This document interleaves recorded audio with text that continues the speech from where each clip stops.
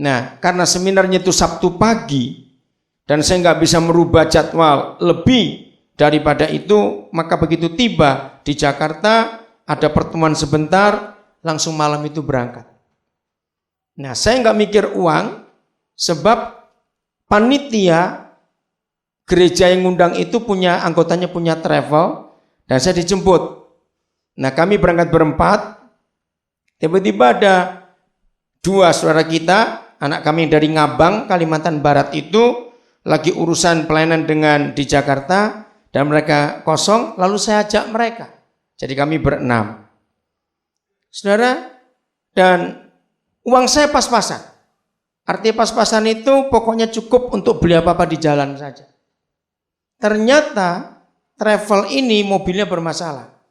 Begitu saya masuk, padat karena itu hari libur, ya jadi dipadatin travel itu, ternyata nggak ada AC. AC-nya rusak.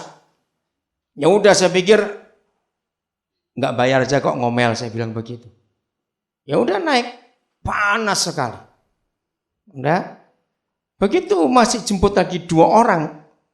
Padahal itu tempat tinggal 1, harus dipenuhi lagi karena ya saya juga nggak bisa bantah lagi sekali karena nggak bayar kok mau ngomel bagaimana. Jadi masih 2 orang itu di daerah Cimanggis nyebutnya. Jakarta macet lagi karena Jumat malam, besok libur. Jadi untuk dalam kota saja itu hampir 3 jam kami berputar. Sudah begitu menuju ke Cimanggis, lampunya mati.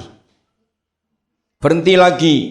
Nah pas lampu mati, nggak tahu bagaimana sopirnya nggak lihat pembatas jalan. Mobil itu naik ke pembatas jalan. Kami semua turun, dorong mobil itu, ngangkatnya dari situ. Saya pikir, wah ini sudah kepanasan, keringat gini lagi. Ya udah, baru jalan berapa ratus meter, mati lagi. Nah itu sudah hampir jam 12 malam. Saya pikir jam berapa nyampainya nanti ini. Nah saya berunding dengan berlima ini, gimana?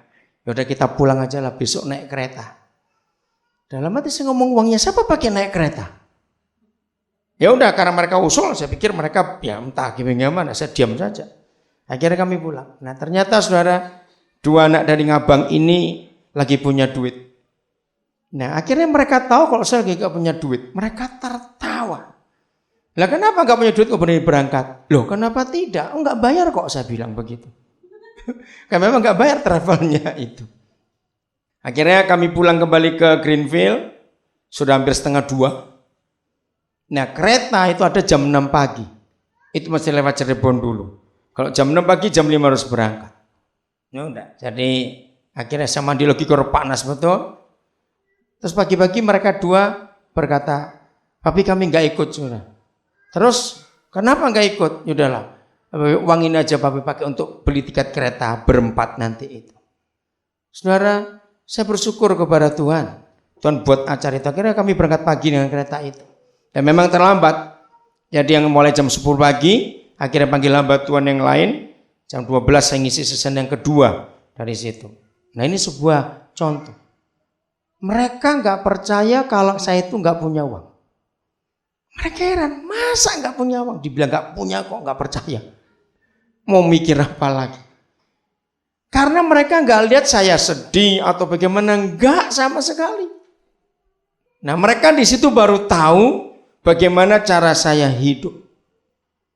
Maka itu saudara, kalau toh kita nggak punya apa-apa, percayalah kita masih punya hati. Itu iman saya. Betul tidak? Lebih baik orang yang punya hati masih bisa memberi hatinya. Betul? Kalau sudah nggak punya apa-apa, nggak punya hati, bisa bayangkan itu orang jadi apa?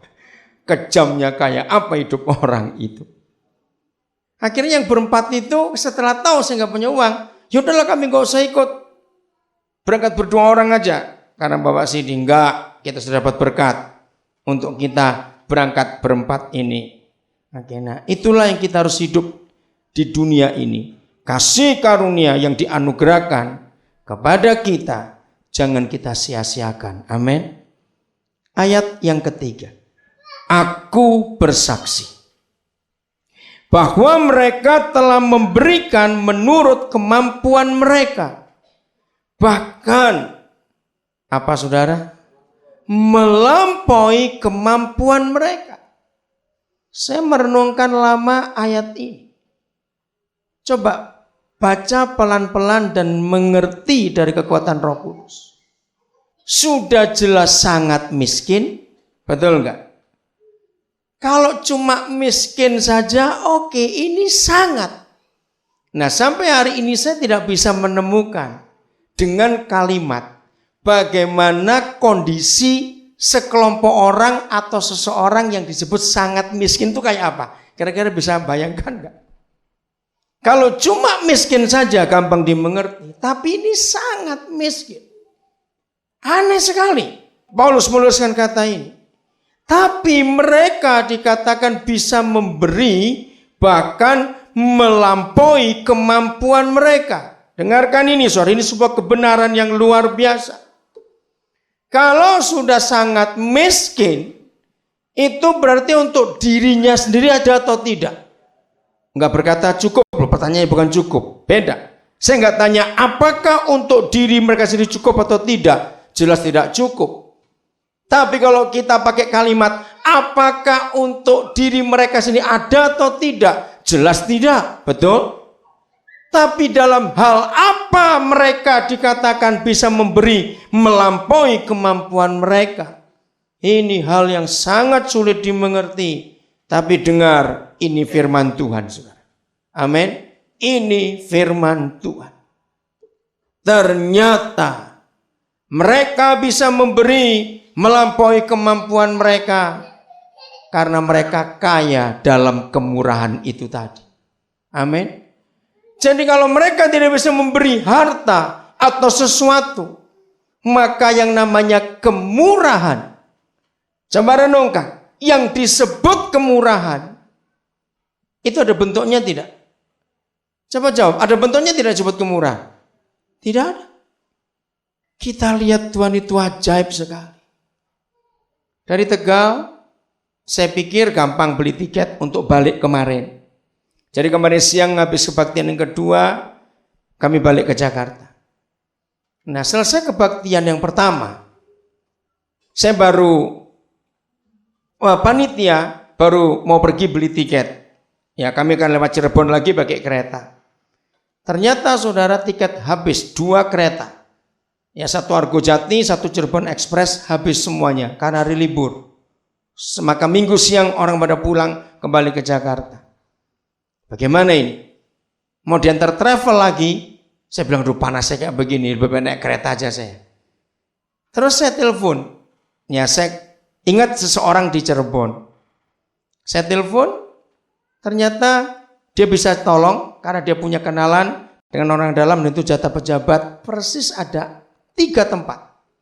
Kami berempat, yang 1 kembali ke Semarang, lalu kami bertiga. Pas. Jadi saya nggak bilang, mau carikan tiket dulu. Akhirnya tinggal 3, pas memang kami cuma bertiga. Nah, saya sudah hemat-hemat betul uang itu, karena Senin tadi ini masih banyak pembayaran sekolah dan semuanya. Saudara, ternyata secara logika saya salah minta tolong orang. Ternyata yang saya mintain tolong orang itu, hari itu tuh hari terakhir dia bayar kontrak. Kalau dia nggak bayar, besok diusir.